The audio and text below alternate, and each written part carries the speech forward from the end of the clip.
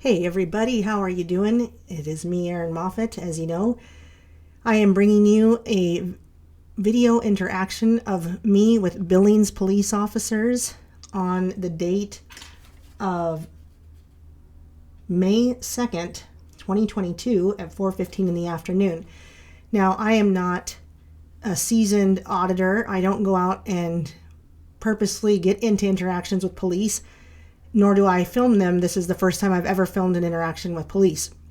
However, I have been practicing exercising my rights by learning and talking about them and watching videos of very good First Amendment auditors and people that do have interactions with police on a regular basis and their recordings.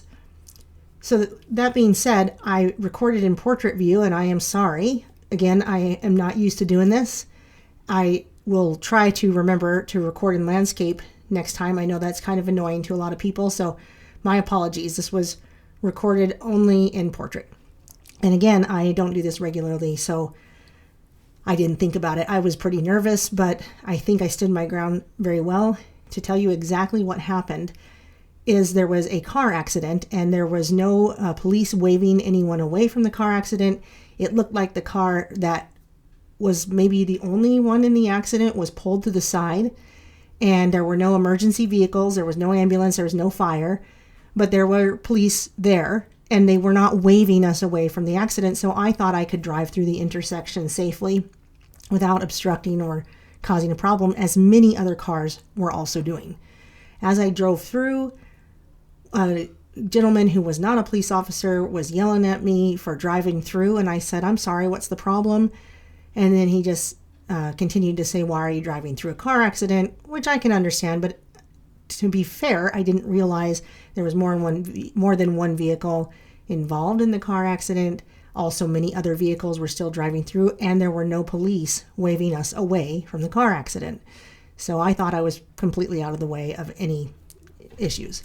But turns out I was not, and the first man was not a police officer. A police officer then yelled something to me, and I said, "I'm sorry, what's the problem?" And he said, "Pull over." And I guess he had just gotten fed up with people driving through there and decided, since I spoke with him, that he would tell me to pull over.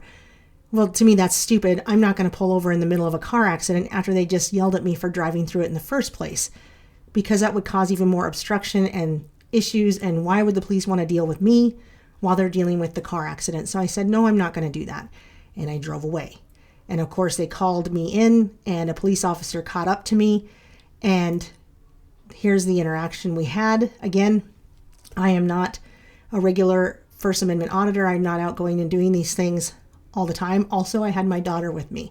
So I did ultimately provide him with my identification and my registration and my insurance, which I do have because I have a small loan on this vehicle, so I have to have those things.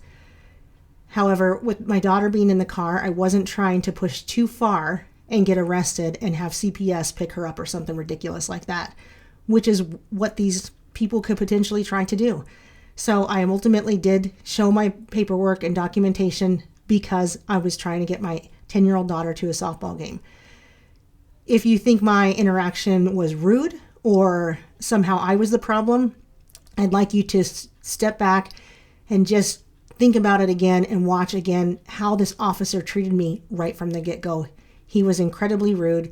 He gave me a ticket for failure to yield to emergency vehicle, which is a complete lie. There were no emergency vehicles, and there was no police officer waving us away from the scene, which I would have been happy to drive around. I'm not trying to drive through car accidents. I don't try to get into interactions with police officers. So the way they treated me was incredibly rude from the get-go, in my personal opinion. And I only merely treated them the way they were treating me. And in fact, I don't think I was even that rude, but you can decide for yourself. Thank you for watching, and thank you for supporting me in this, if you do, and if you don't, that's fine too. But I want to educate people more and more on the tyranny of police, and they think they have more rights than we do. They think they can tell us what to do when they're public servants, and they give unlawful orders all the time. In fact, you'll see this police officer at one point tells me to get out of the car, and then he gets mad at me when I do get out of the car and tells me to get back in the car. So maybe he just didn't know what was coming and didn't know how to behave, but I also think they're just trained to behave this way and to treat us like we're less than them. So without further ado, here's the video. Hello. Hi, we're on our way to a softball game. Okay, the reason I pulled you over is because you failed to yield for emergency vehicles through that accident. Okay, is that a crime? Yes, it is. I need your driver's license, insurance, and registration, please. Who's the victim? We are. I need your driver's license, I registration, have a softball game to go to. Okay. I don't actually have to drive with driver's license, insurance, or registration. Yes, you do. I don't. It's the Supreme Court ruling says I don't have to. Okay, that's Montana. Would you like me to read it to you? Montana code. Well, the state cannot overrule Supreme Court rulings. If you want, I can read it to you. Okay, you need a driver's license, I don't. insurance, registration. The Supreme Court says I don't.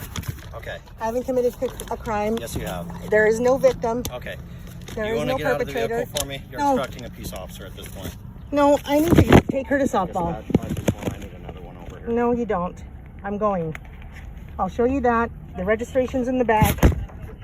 You're fine. But you're obstructing me because I have the right to travel unencumbered and you're obstructing me. Okay. You're obstructing me to get to where I need to go. Okay. And you don't know the law. Okay. And you might want to learn. Okay.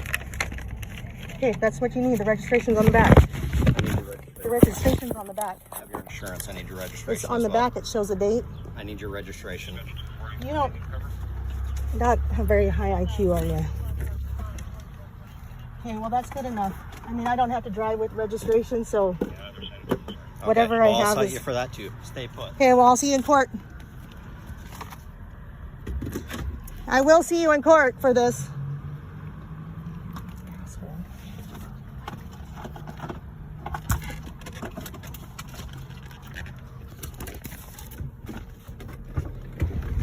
Here you go, officer.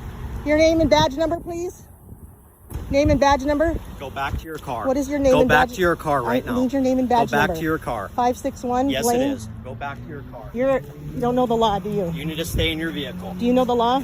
Get in your vehicle. Okay, give me the ticket so I can go and see you in court. Okay. Let's get this done. I got things to do.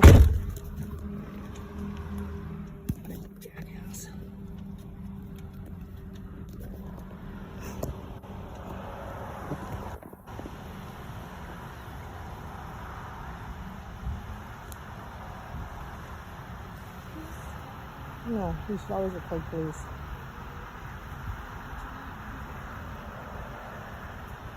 What?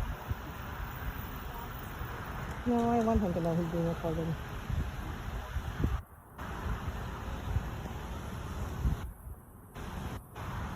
It's car 1420.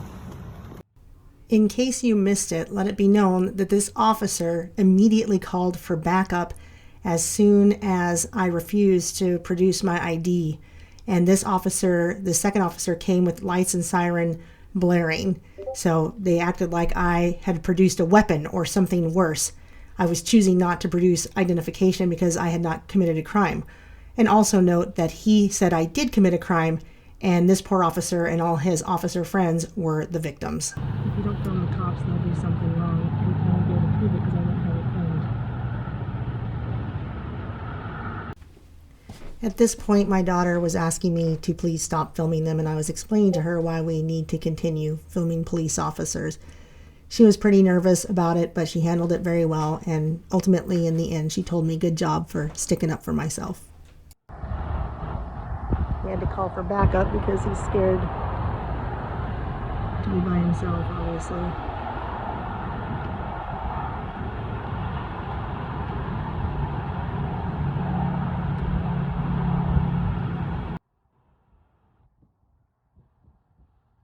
While I was waiting here, the officer was laughing and joking around with the second officer that he apparently so badly needed to have backup from. But yet they were laughing and having a good time, probably laughing at me. I don't know for sure what they said. And I didn't ask them if they had turned on their body cam footage, which is something I will do in the future. And I should have done. But if I can, I will get body cam footage by requesting a FOIA, by getting a FOIA request on this interaction for when I go to court, which I will go to court against this ticket, just like I went to court against the no insurance ticket that I got last summer, and the case was dismissed. So I imagine this won't go anywhere as well for a failure to yield to emergency vehicle, which is totally false, didn't happen. And I'm sure it'll get dropped or dismissed pretty quickly. However, I do want to take the proper steps and get FOIA for body cam footage and even for the officers' names at the accident, because that can prove that there was no fire or emergency vehicles there. There's no ambulance, nothing. So anyway, here he is laughing and joking with his pal that he was so nervous about with me that he had to call for backup.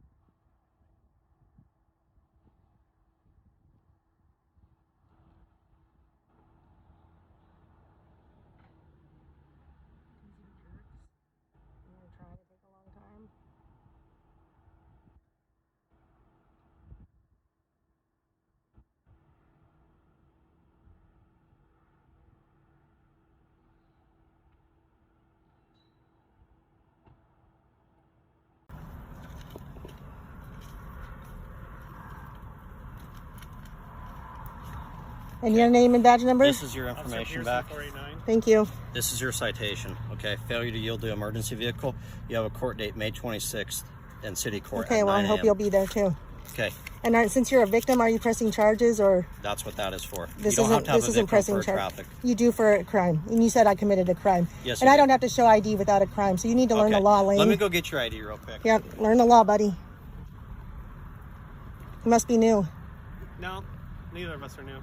Well, you don't know the law very well. Infraction, which you do have to provide ID. No, Whenever that's not you a drive crime. motor vehicle, you have to provide ID A when we crime ask for it. requires a perpetrator and a victim, and if there's no articulable suspicion of a crime, you don't have to do that. Well, when you drive a motor vehicle in the state of Montana, you No, have to because the provide state of ID. Montana can't supersede Supreme Court law. Okay. Here you go, Aaron. It was nice meeting you. Have a nice wonderful day. Yeah, we'll see you in court, guys. Again, thank you for your support in this. If you are interested in contacting Billings Police and telling them what you think about this interaction, I will put a link to their website in the description box, as well as a contact phone number, the city website, all that stuff is here, and contact information I will provide, because maybe you want to tell Billings police officers that this is not how you treat the people that you work for, that they serve. They're supposed to serve and protect, not harass and collect. So I will put that information, like I said, in the description box, and you should be able to just easily come to this website. Here is their location on 220 North 27th Street, Billings, Montana, 59101, and the phone number is 406-657-8460. And again, I will be updating this as I go to court and learn how to do FOIA requests, because this also is all new to me. So thank you again for your support. I appreciate you very much and look forward to seeing you on the next video.